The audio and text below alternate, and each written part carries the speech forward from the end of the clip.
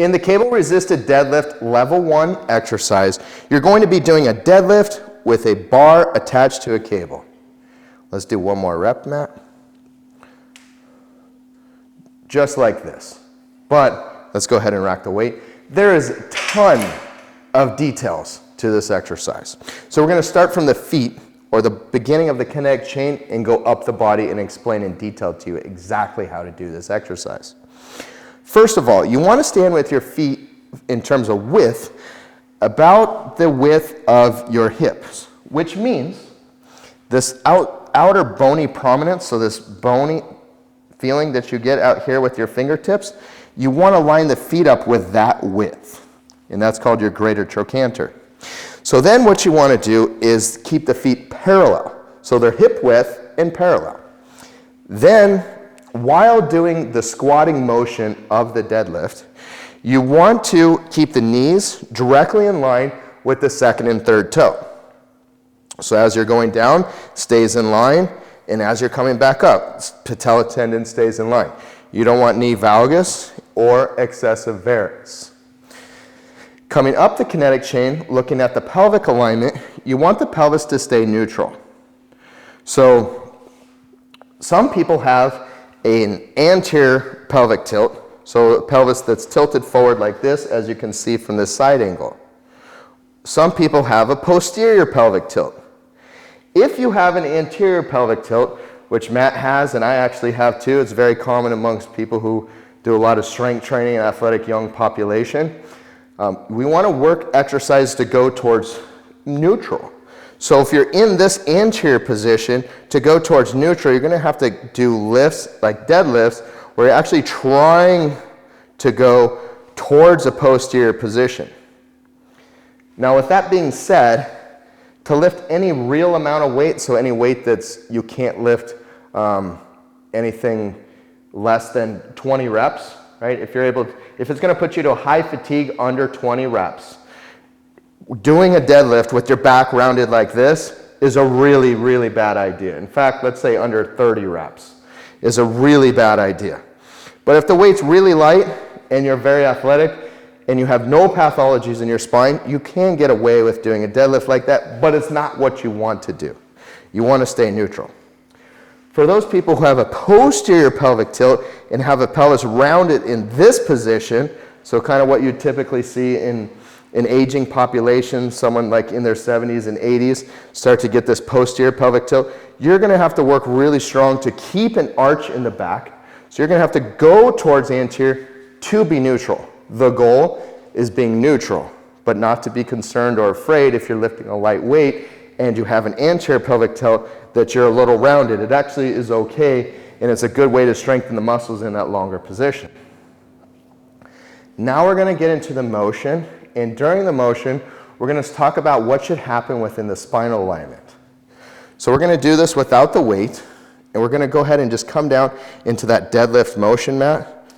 So when you do a deadlift, it's a little different than a squat. You're going to push the butt back a little further than normal. We would consider this starting to get into excessive hip flexion if this was a squat.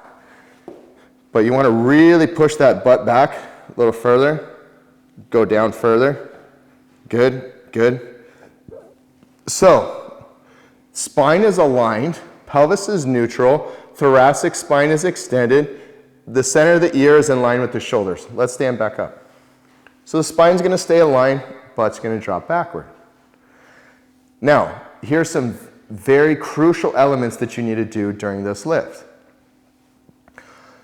During the bottom 50% of descent, so that would be, so here's his first 50%, and then let's show the second 50%. A little lower, lower, lower, lower, lower, lower, lower, lower. Good. Let's come back up to the, let's come back up. Good. So that was 50, bottom 50, right? At the point, come down to 50. At the point of the first 50% of descent, you want to do what's called a transverse abdominal contraction, or simply concave your abdomen. So from the pubic bone up to the lower rib cage, you're going to draw in as tight as you can, starting at that 50% of descent point. In that transverse abdominal contraction, go ahead and come back down. starts here, continue the contraction inward, full all the way to the bottom range, and then coming back up to the 50% on the upward range. Go ahead and stand. So that transverse abdominal contraction happens from starting at the 50% of descent all the way down and coming all the way back through the first half of the 50% of the ascent or concentric action. One more element that's going to happen in the spine, along with what you already know, keeping the spine aligned. The other thing that's going to happen is you're going to do what's called a thoracic alignment breathing exhalation. It's part of our exercise series of teaching how to align the thoracic spine and also use the stabilization musculature that's involved in thoracic alignment. If you don't know how to do that exercise perfectly, which you should already, otherwise you would have progressed to this exercise. We use that exercise as a prerequisite to even get here. If you're not totally familiar and have perfection of that, go back, watch that video, get really good at that exercise before being able to do this deadlift correctly. So we're going to do thoracic alignment breathing exhalation, which is quite simply exhaling while you're extending your thoracic spine and pulling your anterior rib cage down. So you're pulling the anterior rib cage down and extending the thoracic spine. You want that thoracic spine to feel like you're straightening as much as possible while using the musculature to pull down on the anterior rib cage. So let's very slowly show all of that. So we're coming down with perfect alignment, focusing alignment. Hit that 50% point. Now we're going into big time transverse abdominal contraction all the way down. Pause for me, buddy. Now on the way up, we're keeping that transverse abdominal contraction for the first 50%, and we're doing the thoracic alignment breathing the whole way up. Extend, pull, head in alignment. Good, so that whole way up, he's doing thoracic alignment breathing exhalation, pulling that anterior rib cage down and extending the thoracic spine while sucking in.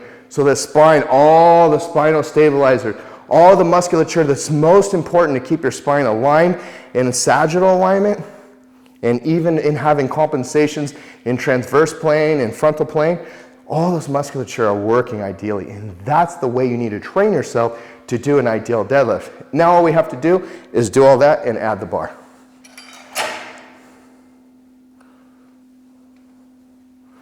So he's doing all those things you just learned while doing this exercise.